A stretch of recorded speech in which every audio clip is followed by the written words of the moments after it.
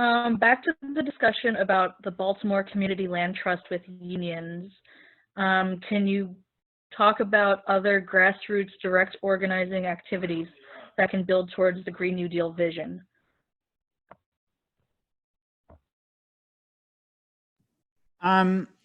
Maybe one campaign I think that's pretty interesting to think about from my point of view is the campaign that led New York to have arguably the most aggressive greenhouse gas reduction bill for buildings in the country, one of the most aggressive in the world.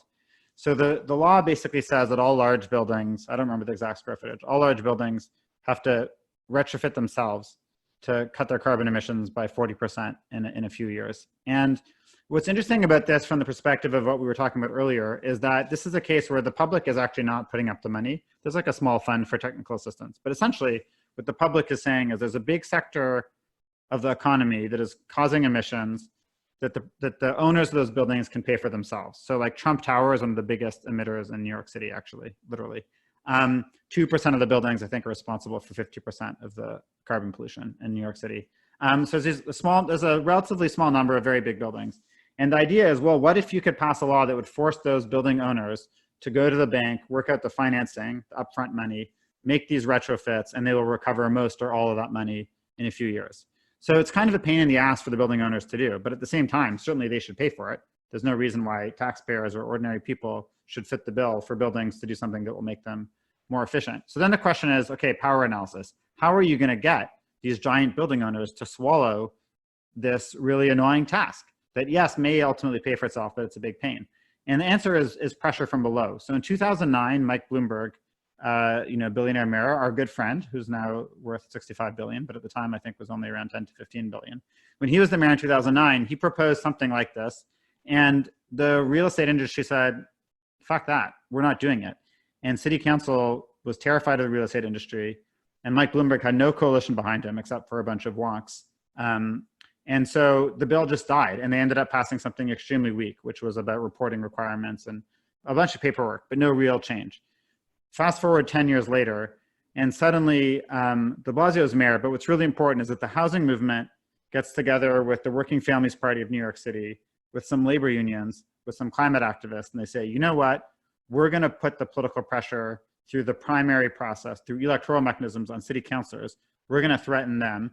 DSA was really involved actually in this campaign, very important, absolutely essential. And what we're gonna do is we're gonna pressure the city government to pass this bill, and we're gonna make a carve out so that no rent regulated apartments are gonna have to do this building efficiency until the state law changes, because the way that the state law was written at this time is that if a rent regulated apartment had an energy efficiency upgrade, then they could deregulate the rent of that apartment, and that would allow them to displace low income people. So the housing movement comes in and says, we're gonna decarbonize all these big buildings, but we're gonna protect low income renters.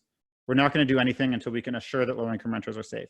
That brings the housing movement in. They put a huge amount of pressure on city council, and in 2019, city council passes, basically in Earth Week, the most aggressive buildings carbon emissions reduction bill, thanks to pressure from below and from the housing movement.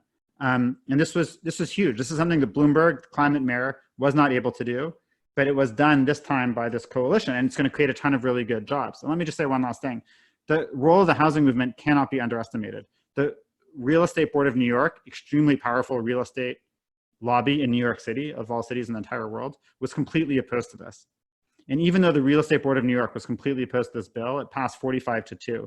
And the city councilor, Costa Constantinides, who proposed the bill, specifically called out on the floor of city council, and I was there. He specifically said, we couldn't do this without the housing movement pushing for this. And then he said something I thought that was actually kind of profound and very meaningful. He said, when mothers go to sleep at night, they shouldn't worry that their family, that they and their children will be displaced either by rising sea levels or by rising rents. And that's why we need this bill to cut carbon emissions in New York and to protect rent-regulated apartments. So we could go and talk about other examples, but we talked a bit about Baltimore. I wanted to bring up this example in New York. You could have a version of that in Philly, but the point is, you really do get power when you bring the organizations that are in the class struggle, housing and labor, together with environmentalists, and you take on big industries like real estate. And when you do that, when you build a big enough coalition, you can actually make the big industry pay for cleaning itself up. to me, that's a really, really good news story. And again, it's part of what makes it, I think, so powerful is it takes an idea that Bloomberg had, and with all his money and all his influence, he could not force real estate to swallow this idea. But when the left mobilizes from the bottom up and comes up with a much more social justice oriented version of that green idea, then it happens. And that's part of why I'm so excited to be in this climate movement today, is like we're finally learning that lesson. And as we tighten those links between groups, I think that like sector by sector, we can make this kind of advance forward. Sorry, I'm writing like a whole book chapter about this. So yeah, no, housing is like the other big thing I work on personally. So I agree, this is huge, and I've personally been obsessed with how New York got that passed, considering the influence of the real estate industry. And yeah, it just sounds like, yeah, they just built the power. So I guess